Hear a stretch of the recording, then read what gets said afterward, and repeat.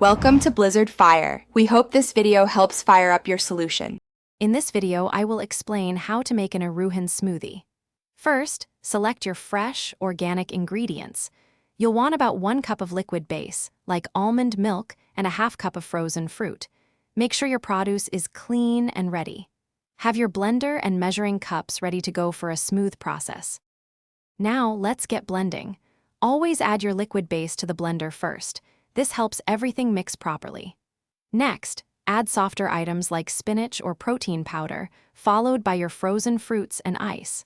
Blend on a low setting initially, then increase speed until your smoothie is perfectly smooth and has a creamy texture.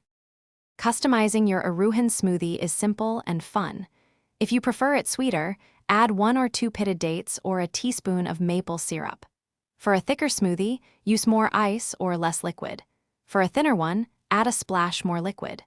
Feel free to include superfood boosts like chia seeds or spirulina for extra nutrients.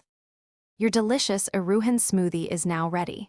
For the best flavor and nutritional benefits, serve it immediately in your favorite glass.